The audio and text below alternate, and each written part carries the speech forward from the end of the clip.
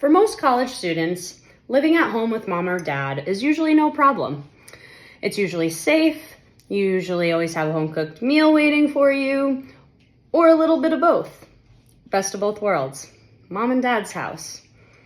Can never think of a better place, or even grandma's house. Anyway, I had gone back to mom and dad's house after my first year of college. I was very excited. I had gotten home, got all my stuff unpacked, everything. Hung out with some family, saw some friends, saw some cousins. It was great. So we live in the little dinky town of North Stonington. If none of you know where that is, I will give you the biggest location and the best location that I'm sure all of you know is the Foxwoods Casino. I live about 5 minutes from there. So we always get, a couple of people who aren't necessarily from around town, and people from being, especially me, people being a part of a small town, you notice people who aren't a part of your town. So one night, my parents and I go to bed per usual. My father is someone who is very particular about things. So particular to the fact that he remembers where everything is. He knows where everything was left the night before. Everything is locked. I mean, I always felt safe, and I still do, even after this scenario. I still felt safe with my parents, and, So we ended up going to bed.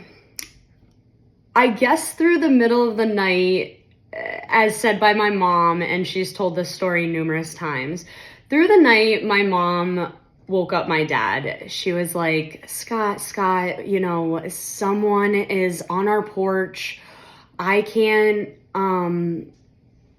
Allie's not waking up. I can't, go down there alone if there's someone there. So will you go check? And of course, my dad, being my dad, he's just like, no, Lori, it's okay. Like, go back to sleep.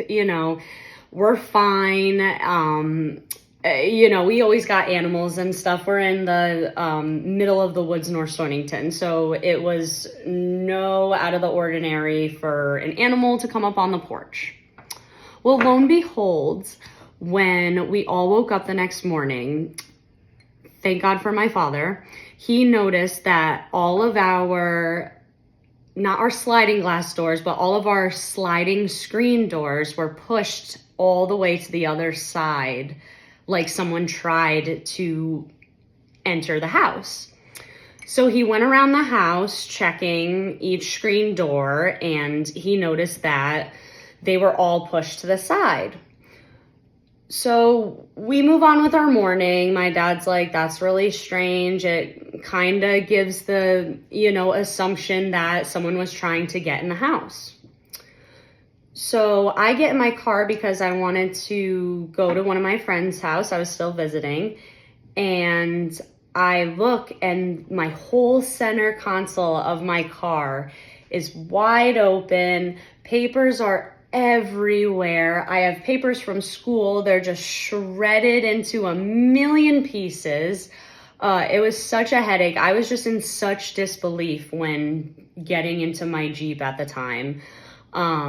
It seemed like they were looking, whoever it was, they were looking for money or jewelry, because it was kind of a blessing in disguise. I had some very expensive shoes in my back seat, and I had a North Face jacket, and they didn't touch it. So clearly whoever this was looking for either money or just something quick, easy to sell and grab. So the moral of the story is, don't ever think that it's not going to happen to you, because it definitely can, even in a very small town where nothing bad happens. I know I did say earlier that I have the casino, but so I was able to, at the end of that, file a police report. I luckily only ended up getting money taken from what it seemed, but After that, I was very scared to be at my parents' house and not be at my parents' house, but you know what I mean? Like leave my car there, leave valuables there, because now I'm like, oh geez, now we have to worry about breaking in or, you know, car hijacks, whatever the case may be. So moral of the story, no matter where you live, always lock your car, lock your doors, and never ever assume that it's not going to happen to you.